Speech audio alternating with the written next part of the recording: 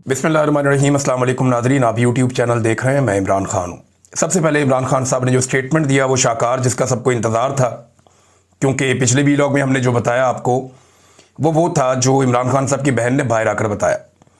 लेकिन फिर जो सारी तफसीलात याद करके एक एक लफ्ज़ इमरान खान साहब की टीम इकट्ठा करती है और इकट्ठा करने के बाद उसको उनके ट्विटर हैंडल पर जारी करती है। तो इमरान खान साहब का जो स्टेटमेंट है, और इसको आप ये कह सकते हैं कि अब तक का इमरान खान साहब का सख्त तरीन स्टेटमेंट उस महीने में आया जिस महीने में आसिम मुनीर साहब उम्मीद कर रहे हैं कि उन्हें एक एक्सटेंशन मिल जाएगी या वो अपनी नौकरी के अंदर तौसीह करवा पाएंगे। उसी महीने में इमरान खान साहब का एक बहुत सख्त स्टेटमेंट आया। 3 तारीख को स्टेटमेंट आया और आपको पता है कि 29 तारीख को आर्मी चीफ तब्दील होता है नवंबर की। बहरहाल इमरान खान साहब ने क्या कहा, पहले ये सुनिए। मुल्क में इस वक्त आइन और कानून की नहीं, आसिम लॉ की हुक्मरानी है। आसिम मुनीर तारीख का जालिम तरीन डिक्टेटर और जहनी मरीज है। इसके दौर में जितना जुल्म हुआ उसकी मिसाल नहीं मिलती।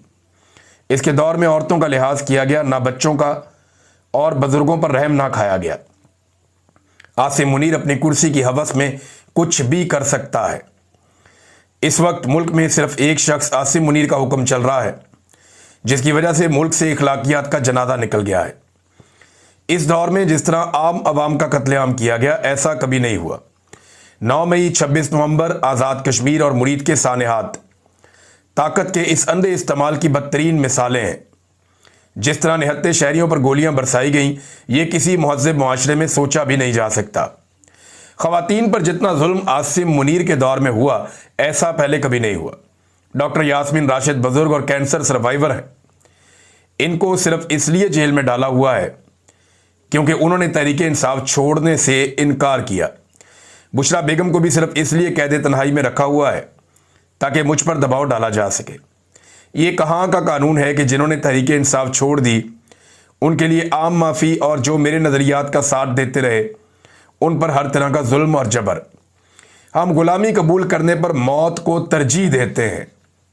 आसिम मुनीर मुझ पर और मेरी अहलिया पर हर तरह का जुल्म कर रहा है। ऐसा जुल्म किसी सियासी रहनुमा के अहले खाना के साथ नहीं किया गया। मैं एक बार फिर वादे करना चाहता हूं, ये चाहे कुछ भी कर ले, ना ही मैं झुकूंगा और ना ही इनकी बैत करूंगा। मेरा कौम के नाम पैगाम है कि जो कौमें या मौत या आज़ादी इस जैसा टोक और बेबाक नज़रिया अपनाती हैं, उन्हें हकीकी आज़ादी के हुसूल और तरक्की से कोई नहीं रोक सकता। ऐसी उसूल पसंद कौमें ही सुरखरू होती हैं। मैं वादे करना चाहता हूं कि तहरीक इंसाफ ने ना फॉर्म 47 हुकूमत से मुज़ाकरात करेगी, ना एस्टेब्लिशमेंट से। ऐसी कठपुतली हुकूमत से मुज़ाकरात का तो वैसे ही कोई फ़ायदा नहीं, जिसका वज़ीर आज़म ही पूछ के बताऊंगा कि तहत चल रहा हो। मुज़ाकरात इसलिए भी बेसूद है कि जब भी हमने मुज़ाकरात किए, हम पर सख्तियाँ और जुल्म मज़ीद बढ़ा दिया गया। इस वक्त सारी ताकत वैसे भी एक फ़र्द वाहिद यानी आसिम मुनीर के पास है, जो अपनी कुर्सी की खातिर किसी भी हद तक जा सकता है। मुज़ाकरात के हवाले से फैसला हमारे तहरीक तहफ़्फ़ुज़ आईन पाकिस्तान के इत्तेहादी महमूद खान अचकज़ई और अल्लामा राजा नासिर अब्बास करेंगे। तहरीक इंसाफ के तमाम ओहदेदारों, पार्लियामेंटेरियंस, ILF और सीनियर वकला को हाई कोर्ट्स जाना चाहिए और वहाँ से तारीख लिए बगैर ना उठें। ये इमरान खान साहब ने सख्त ताकीद की है कि जो तहरीक इंसाफ के पार्लियामेंटेरियंस हैं, MPs, MNA, सेनेटर्स, वो भी, और जितने ओहदेदारान हैं वो सब भी, और ये जो ILF के लोग हैं, जितने वकील हैं पाकिस्तान तहरीक इंसाफ से ताल्लुक़ रखने वाले, वो भी, और सीनियर वकला, इन्हें हाई कोर्ट्स जाना चाहिए और वहाँ से तारीख लिए बगैर ना उठें, क्योंकि मेरे और बुशरा बेगम के मुकदमात की तारीखें ही नहीं दी जा रही और जानबूझकर मुकदमात को तवालत दी जा रही है ताकि हम जेल से बाहर ना आ सकें। सब जानते हैं कि इन मुकदमात में कुछ नहीं रखा और आखिरकार इन्होंने ज़मीन बोस ही होना है, लिहाजा इनको समात के लिए मुकर्रर ही नहीं किया जा रहा। ये इमरान खान साहब ने अपनी पार्टी को ताकीद की है। अब सोशल मीडिया इसके ऊपर निगरानी करेगा, आप देख लीजिएगा आज से, क्योंकि बड़ा क्लियरली और कैटेगोरिकली इमरान खान साहब ने कह दिया। गंडापुर साहब के दौर में ये नहीं होता था। गंडापुर साहब पे बहुत तनकीद हुई इस बात को लेकर कि लोग ना अडियाला जेल के बाहर पहुँचते हैं और ना अदालतों में पहुँचते हैं। तो इमरान खान साहब के केसेस के हवाले से इतनी नरमी क्यों है? लेकिन अब क्योंकि ये इम्तिहान आ गया सुहेल अफरीदी का, तो देखते हैं कि वो इसके ऊपर किस तरह की हिकमत अमली बनाते हैं, किस तरह लोगों को भेजते हैं और कैसे फैसिलिटेट करते हैं। सलमान अकरम राजा के ऊपर जो पाकिस्तान तहरीक इंसाफ छोड़ जाने वाले लोग थे, वैसे मैं हैरान होता हूं कि वो अपने मुंह से कहते हैं कि हमें एस्टेब्लिशमेंट ने डंडे मार मार के पाकिस्तान तहरीक इंसाफ छुड़वाई है। यानी उन्हें पाकिस्तान तहरीक इंसाफ छोड़ने पर मजबूर किया एस्टेब्लिशमेंट ने, लेकिन वो लड़ाई करते हैं तहरीक इंसाफ से। भाई जिन्होंने आपको डंडे मार के आपसे पार्टी छुड़वाई है, आप उनसे गिला करें ना कि यार हमारे साथ आपने ज्यादती की है, आपने हमारे साथ जुल्म किया है, तो आप जवाब दें। वो बजाय उनको पूछने के, वो जो लोग पीछे बच गए हैं उसके अंदर पीटीआई में, वो उसके साथ लड़ते रहते हैं। सलमान अकरम राजा पर मुकम्मल एतमाद है। इमरान खान ने कहा पार्टी से मुताल्लिक तमाम हदायत और मुलाकात की लिस्ट सलमान अकरम राजा के ज़रिए ही भेजी जाएंगी। सलमान अकरम राजा की जिम्मेदारी है कि वो तमाम हदायत पर अमल दरामद करवाएं। इमरान खान साहब का अडियाला जेल में अपनी हमशीरा से मुलाकात में पैगाम। नाज़रीन, सुहेल अफरीदी साहब को थोड़ा एक्टिव होना पड़ेगा। उसका रीज़न यह है कि मेरी इतला के मुताबिक सुहेल अफरीदी साहब के वो मुखालिफिन जो उनकी जमात में नहीं है, उनसे तो वो निमट ही लेंगे, लेकिन जो मुखालिफिन उनकी जमात में है उनसे उनको बहुत टफ टाइम मिलेगा आने वाले वक्त में। और वहाँ प्लानिंग की जा रही है, वहाँ पे जो है वो अपनी जत्थाबंदी तैयार हो रही है, और फिर बहुत सारे सवालात भी उठाए जाएंगे, तो उनको बड़ा फूंक फूंक के कदम रखने पड़ेंगे और इमरान खान साहब की हिदायत पे अमल करना पड़ेगा। 27वीं आईनी तरमीम का नादरीन हर तरफ रौला पड़ा हुआ है। आज़ाद कश्मीर के साबिक वज़ीर-ए-आज़म राजा फारूक हैदर, नून लीग से इनका ताल्लुक है, वो ये दावा करते हैं कि 27वीं आईनी तरमीम आज़ाद कश्मीर को अबूरी सूबा बनाने का इम्कान है। यानी ये जो एक आज़ाद मुल्क है आज़ाद कश्मीर, और ये इसलिए हमने आज़ाद मुल्क रखा था क्योंकि हमारा ये दावा है कि ये इंडिया का हिस्सा नहीं है, इंडिया का दावा है, ये पाकिस्तान का हिस्सा नहीं है। तो अक़वाम मुत्तहिदा ने कहा था कि यहाँ के लोग फैसला करेंगे कि वो किसका हिस्सा है। तो हमने अपने इस केस को मजबूत रखने के लिए आज़ाद कश्मीर को एक अलग हैसियत दी थी, आज़ाद हैसियत। लेकिन ये नून लीग के फारूक हैदर साहब कह रहे हैं और बड़ी अजीब बात कर रहे हैं कि 27वीं आईनी तरमीम कश्मीर को अबूरी सूबा बनाने का इम्कान है। ये बहुत अहमियत की हामिल है। आज़ाद कश्मीर की हैसियत को ज़ेर बहस लाया जा सकता है, मौजूदा निज़ाम की बिसात भी लपेटी जा सकती है, और यानी ये अजीबोगरीब बातें कर रहे हैं। अब पता नहीं ये होगा या नहीं होगा, क्योंकि कश्मीरी इसके ऊपर बड़ा सख्त रद्द-ए-अमल देंगे, ये मैं ज़ाती तौर पर जानता हूँ। एक और बात, सवाल जो उठाया मुस्तफ़ा नवाज़ खोखर साहब ने, कि कहा जा रहा है कि कमांडर इन चीफ का एक नया ओहदा तख्लीक किया जा रहा है। ये जो 243 वाला है ना आर्टिकल आइन का, असल में तो तरमीम जो हो रही है वो तो अदलिया के अंदर हो रही है। जो असल तरमीम है वो अदलिया के अंदर और आर्मी के मामलात के अंदर हो रही है। आर्टिकल 243 में और आर्टिकल 200 में, इन चीज़ों में जो असल तरमीम है वो यहाँ पे हो रही है।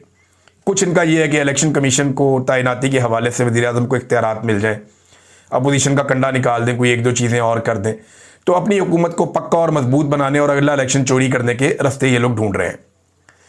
असल तरमीम ये है, ये 18वीं तरमीम की जो चंद चीज़ें आई हैं, इन पे कंप्रोमाइज़ हो जाएगा पीपल्स पार्टी का और एस्टेब्लिशमेंट का, और वो चीज़ें लाई सिर्फ इसलिए गई हैं ताकि जरदारी ख़ानदान को एक फेस सेविंग दे दी जाए। वो ऊंची आवाज़ में 2-4 तकरीरें करेंगे, रोला डालेंगे, भाग दौड़ करेंगे, मुज़ाकरात करेंगे, बातें करेंगे। फजल रहमान को फेस सेविंग मिल रही है, उन्होंने भी बड़ा रोला डाला कि 18वीं तरमीम को किसी ने देखा भी तो ये कर दूंगा, वो कर दूंगा। ओ ये इस तरह सवाल ही पैदा नहीं होता। एस्टेब्लिशमेंट जो कहेगी बिलावल भी वही करेंगे, फजल रहमान भी वही करेंगे। फेस सेविंग के लिए उनको कुछ तरमीम के अंदर ऐसी चीज़ें डाली गई हैं जो बाद में ख़त्म कर दी जाएंगी। ये आर्टिकल 243 है क्या? ये फौज से मुताल्लिक आइन के अंदर पूरा एक हिस्सा है। अब कहा जा रहा है कि कमांडर इन चीफ का एक नया ओहदा तख्लीक किया जा रहा है, जो जॉइंट चीफ ऑफ स्टाफ का ओहदा ख़त्म किया जा रहा है। आइन के साथ जो सुप्रीम कमांडर सदर पाकिस्तान को हासिल है, उसके साथ भी छेड़छाड़ की जाएगी। इसके बाद आइन सिविलियन इदारों को एस्टेब्लिशमेंट के मातहत कर देगा। आइन के तहत जो सिविलियन इदारे हैं वो एस्टेब्लिशमेंट के मातहत हो जाएंगे। यानी आर्मी चीफ को एक नया ओहदा मिल जाएगा, ज़्यादा मजबूत हो जाएंगे। कुछ जो इस्लामाबाद में दोस्त हैं वो ये बता रहे हैं कि आसिम मुनीर साहब को इमरान खान साहब से बहुत खौफ है, और उन्हें इस बात का आइडिया है कि इन 3 सालों में जिन चीज़ों को वो ठीक करना चाहते थे वो नहीं हुई। पब्लिक के अंदर परसेप्शन ठीक करने की उन्होंने बड़ी कोशिश की, इंडिया के तैयारे भी गिर गए, फिर भी 1-2 महीने से ज़्यादा वो काम चला नहीं। पब्लिक में भी परसेप्शन बहुत ख़राब है और आसिम मुनीर साहब की पॉलिसीज़ की वजह से है। तो आसिम मुनीर साहब ये जानते हैं कि जो मौजूदा हुक्मरान है ये मुझे मुंह भी नहीं लगाएंगे जिस दिन मैं इर्रेलिवेंट हो जाऊंगा। यानी जनरल बाजवा को तो इन्होंने गालियां दी हैं, जनरल बाजवा का तो सत्यानाश करके रख दिया नून लीग ने, जिसके ये जूते पॉलिश करते थे। आसिम मुनीर को नजर आ रहा है कि जिस दिन नौकरी नहीं रहेगी ये टके टोकरी कर देंगे मुझे नून लीग वाले और पीपल्स पार्टी वाले, ये मुझे मुंह ही नहीं लगाएंगे, मैं टाइम मांगता रहूंगा मुझे नहीं मिलेंगे। और इमरान खान को मौका मिल गया तो वो मुझे वैसे ही नहीं छोड़ेगा, ये भी उनके दिल के अंदर डर है। तो ये इस डर के साथ जो है ना वो एक बड़ी पॉलिटिकल पार्टी है, ये बड़ा मुतनाज़ हो गया ओहदा आर्मी चीफ का। देखिए ये बात एक हकीकत है कि आर्मी चीफ आसिम मुनीर साहब ने काफ़ी सियासत की है। उन्होंने तजारत के अंदर मुदाखलत की है, कारोबार के अंदर उन्होंने मईशत के अंदर मुदाखलत की है, फॉरेन पॉलिसी में उन्होंने बहुत मुदाखलत की है, दाखिली मामलात में उन्होंने बहुत मुदाखलत की है, सियासी मामलात में उन्होंने बहुत मुदाखलत की है, पाकिस्तान के कारोबारी मामलात में उन्होंने बहुत मुदाखलत की है और सियासत में मुदाखलत कंटिन्यूसली वो कर रहे हैं। तो एक बड़ी मुतनाज़ उनकी शख्सियत हो चुकी है। और इमरान खान साहब का अगर आप जो ट्वीट मैंने आपको पढ़ के सुनाया इसको अगर आप गौर से सुने और समझें तो ये बात भी पक्की है कि आसिम मुनीर के लेवल तक तो इमरान खान साहब किसी किस्म की कोई लचक दिखाने को तैयार नहीं है। अब इदारे को और हुकूमत को यह फैसला करना चाहिए कि क्या एक मुतनाज़ शख्सियत के लिए या एक फ़र्द वाहिद के लिए वो पाकिस्तान की सबसे बड़ी पॉलिटिकल पार्टी के लीडर के साथ या सबसे बड़ी पॉलिटिकल वॉइस के साथ या सबसे बड़ी पॉलिटिकल पार्टी के साथ एक नफरत, बोग्ज और जंग की कैफियत में रह सकते हैं? क्या ये इदारे के लिए और पाकिस्तान के लिए फ़ायदेमंद होगा?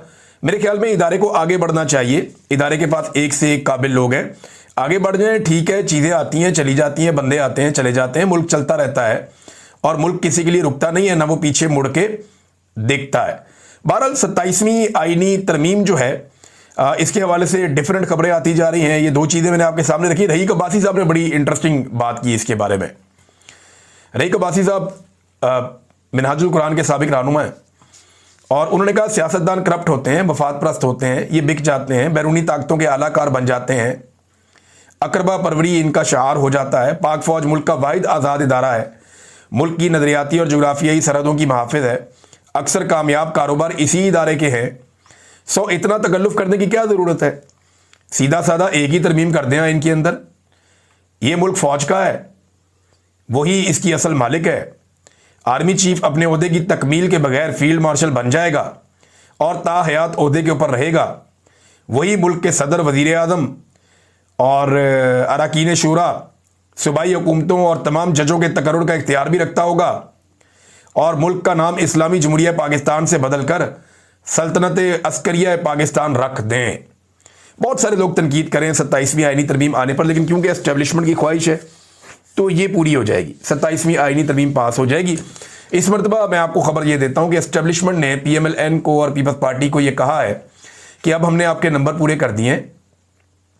और पिछली आईनी तरमीम में बहुत कालक हमारे मुंह पे मली गई थी एस्टेब्लिशमेंट के, हमारे साथ बहुत बुरा हुआ है, पूरी दुनिया में बदनामी हुई है और हमने वो काम किए हैं। 26वीं आईनी तरमीम के लिए देखें ना, बंदे अगवा कर लिए, अरकान असम्बली अगवा कर लिए, उनकी बहन बेटियां बहुएं अगवा कर ली, टॉर्चर किया, बच्चों को अगवा कर लिया, पार्लियामेंट के अंदर घुस गए, पार्लियामेंट लॉजेस के अंदर घुस गए।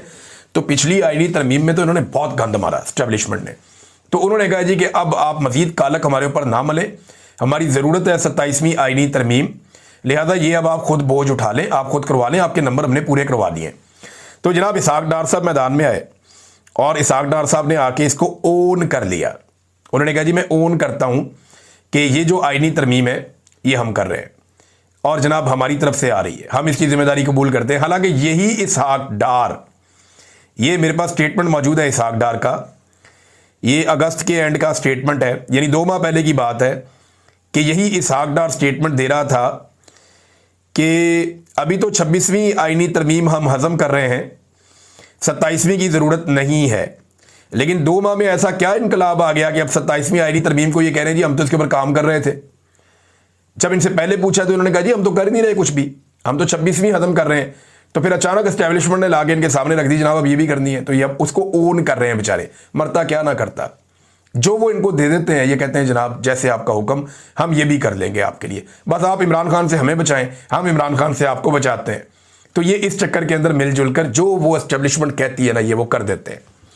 अब इसहाक डार इसको ओन कर रहे हैं मजबूरन, यानी इससे पहले इनको पता ही नहीं था। और मैं आपको कई महीनों से बता रहा हूं कि 27वीं आईनी तरमीम के ऊपर बारीक वारदात डाली जा रही है, बड़े लंबे अरसे से काम हो रहा है और बहुत सारी ऐसी चीजें, यानी PMLN को तो 27वीं आईनी तरमीम का पता ही चला तब जब बिलावल जरदारी ने कहा कि जनाब ये तरमीम आ रही है। इससे पहले जो आम PMLN का MNA सेनेटर उसको तो पता ही नहीं था कि कोई तरमीम भी आ रही है। यहां आप नवाज शरीफ का एक स्टेटमेंट इस मौके पे अगर आप देखें तो उसको शहबाज शरीफ के एक स्टेटमेंट के साथ मिलाकर पढ़ें। शहबाज शरीफ साहब कहते हैं कि मैं बहुत सारे राज अपने साथ कब्र में लेकर चला जाऊंगा। ये शहबाज शरीफ ने कहा कि बहुत सारे राज अपने साथ कब्र में लेकर चला जाऊंगा। नवाज शरीफ ने कहा दिल में तूफान है लेकिन बहुत सी बातें नहीं कर सकता। कितनी बेबसी है दोनों भाइयों की देखें। एक तरफ एक आदमी है जो हकीकी आज़ादी की जंग लड़ रहा है, खुल के बात करता है, सच बोलता है और वो अपना बयानिया खुद बनाता है। दूसरी तरफ दो भाई हैं, दोनों इतने मजबूर हैं, बेबस हैं। एक वज़ीर आज़म 3 मरतबा रह चुका है, एक दूसरी मरतबा वज़ीर आज़म बनाया गया है, दोनों बार बार वज़ीर आला भी रह चुके हैं। इनका ख़ानदान चौथी दहाई से इक़्तिदार में है और वो कह रहे हैं जी दिल में तूफ़ान है लेकिन बहुत सी बातें नहीं कर सकता। ये इतने कमज़ोर और बुज़दिल हो चुके हैं कि ये बात ही नहीं कर सकते। वजह यह है कि इनका बात करना बनता ही नहीं है। जैसे ही बात करेंगे लोग इनको गालियां देंगे कि यार तुम सानू फिर ट्रक की बत्ती पीछे लाने लगे हो, क्योंकि अब इनकी बात पे यकीन ही कोई नहीं करता। ये बात कर ही नहीं सकते, इनकी वो हैसियत रह ही नहीं गई कि ये बात करें। और हर थोड़े अरसे के बाद, जैसे एक मैंने आपको कहा था ना थोड़े दिन पहले कि आपको नया नया चूरन बेचा जाएगा नवंबर के महीने में, एक चूरन, दूसरा चूरन, तीसरा चूरन, तो आपको बार बार चूरन बेचा जाएगा। मैंने आपसे कहा था नया चूरन आया, आपको चटवाते हैं नया चूरन। ये नया चूरन जो है ये एक्सप्रेस ट्रिब्यून की एक रिपोर्ट है। उस रिपोर्ट के मुताबिक एयर कराची के चेयरमैन हनीफ गोहर साहब ने इंकशाफ किया कि तरबेला में 636 अरब डॉलर के सोने के ज़खायर दरियाफ्त हुए हैं। 636। अच्छा, तरबेला के अंदर सोने के ज़खायर दरियाफ्त हुए, पहले तो खबर ये आनी चाहिए थी ना। सालों लगते हैं ये पता करने में कितना सोना है, सालों लग जाते हैं।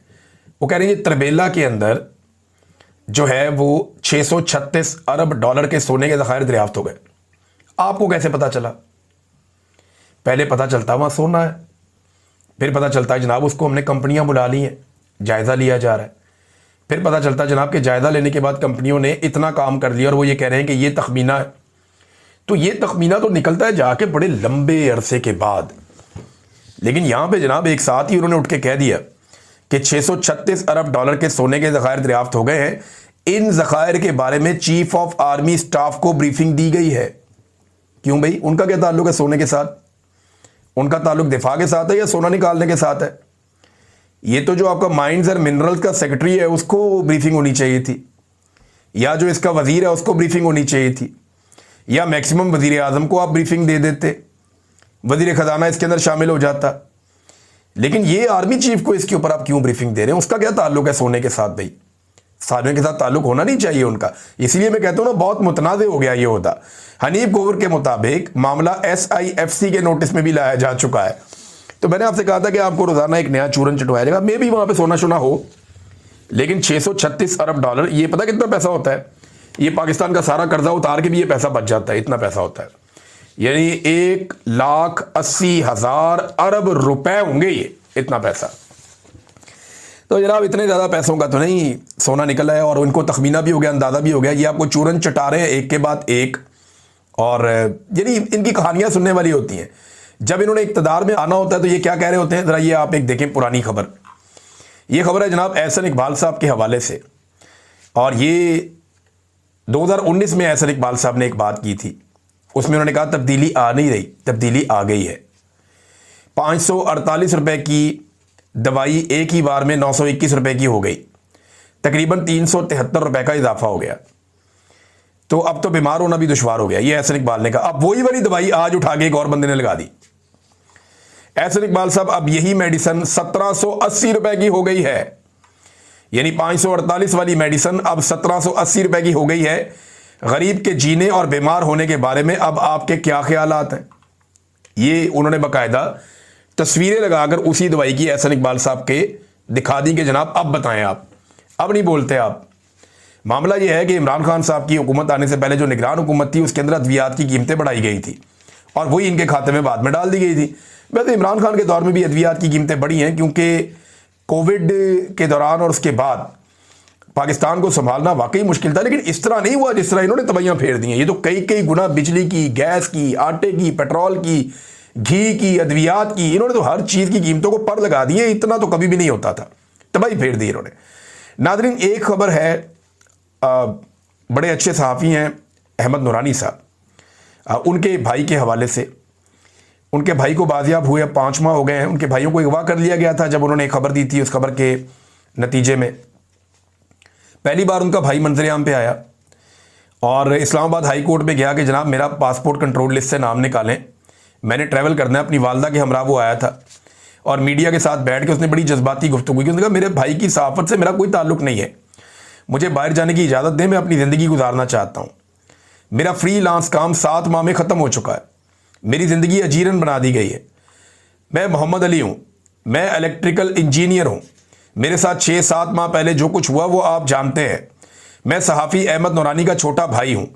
मेरा अहमद नूरानी के काम के साथ सहाफ़त या किसी किस्म की सियासत से कोई ताल्लुक नहीं है। मैं इंजीनियर के तौर पर काम करता रहा हूँ, फ्रीलांसर के तौर पर 2-3 साल से काम कर रहा हूँ। मेरे लापता होने की वजह से मेरा सारा काम बहुत ज़्यादा मुतासिर हुआ, बंद हो गया। मेरी मोबाइल डिवाइस जिसमें प्रोफेशनल डाटा था वो भी वापस नहीं किया गया। मेरे अकाउंट बंद करवाए गए, फिर अदालत के हुक्म पर खोले गए तो कुछ वक्त के बाद दोबारा बैंक अकाउंट बंद कर दिए गए। सऊदी अरब का वर्क वीज़ा लिया, तकरीबन 9 लाख रुपए खर्चा आया। मैंने 1 लाख रुपए का टिकट बुक करवाया, FIA की जानिब से मुझे ऑफलोड कर दिया गया। 8.5 घंटे मुझे हिरासत में रखा गया, इदारों की जानिब से धमकियां दी गई और मुझे पानी तक नहीं दिया गया। ऑफलोड की स्टैंप लगाकर मुझे ऑफलोड कर दिया गया। अब मैं हाई कोर्ट में आया हूं जनाब। वो कहते हैं जी मुश्किलात का सामना किया, मैं इस पर बात ही नहीं करना चाहता। मेरे साथ जो हुआ इसकी वजह से ज़हनी और फिजिकली मैंने बहुत मुश्किलात का सामना किया है। मेरे साथ ये जुल्म क्यों किया जा रहा है मुझे ये बताया जाए, मेरा नाम इस लिस्ट से हटाया जाए। मैं अपनी ज़िंदगी गुजारना चाहता हूँ, मेरी फैमिली के भी बैंक अकाउंट बंद है। अगर मैं यहाँ नहीं कर सकता तो बाहर जाने की तो मुझे इजाज़त दी जाए। वो बेचारा बड़े दुखी दिल के साथ, बड़ी तकलीफ के साथ बात कर रहा था। इस रियासत को शर्म भी नहीं आती और तरस भी नहीं आता। बहुत ही जालिम लोग हैं, लोगों के साथ ये किस किस्म की हरकतें कर रहे हैं। नाज़रीन, ताहिर अशरफी साहब ने एक स्टेटमेंट दिया, उसका एक जवाब आया है और जवाब जो है ना वो देने वाली शख्सियत बड़ी ज़बरदस्त है। सैयद मुस्तफ़ीन काज़मी साहब, ये वो वकील साहब हैं जिनके ऊपर काजी फ़ायद ईसा साहब के ऊपर तनकीद करने के बाद बहुत खौफनाक टॉर्चर हुआ था और ये बड़ी प्रॉब्लम में चले गए थे। तो क्योंकि ताहिर अशरफी साहब ने कहा कि उलमा का ज़मीर खरीदना किसी के बस की बात नहीं है, तो इन्होंने ताहिर अशरफी साहब को जवाब क्या दिया ये देखें। बिल्कुल सही, उलमाए हक का ज़मीर खरीदना नामुमकिनात में से है, मगर तुम्हारा इस बात से क्या ताल्लुक है? तुम तो आर्मी एस्टेब्लिशमेंट के बहुत पुराने टाउट हो, जर खरीद गुलाम हो। तुम तो दुनिया की वो वाहिद अशरफी है जिसका वजन 2 टन और कीमत 2 टके की है। तुम तो एक बोतल की मार हो, सऊदी यहूदी हुकूमत के वजीफा ख्वार भी हो। ये बहुत सख्त तनकीद की है ताहिर अशरफी साहब पे सैयद मुस्तफ़ीन साहब ने। ताहिर अशरफी साहब वैसे एस्टेब्लिशमेंट की गेम उठा के रखते हैं, ये तो बात बड़ी ठीक है। उनके बारे में हर दौर के अंदर हुकूमत का हिस्सा बन जाते हैं और वो इक़्तिदार की मसनद पे रहना चाहते हैं और इसके लिए वो अपने गल्फ़ में ताल्लुकात भी इस्तेमाल करते हैं। ऐसा हम बड़े लंबे अरसे से जानते हैं। अब तक के लिए इतना ही। अपना ख्याल रखिएगा, अपने इस चैनल का भी। अल्लाह हाफ़िज़।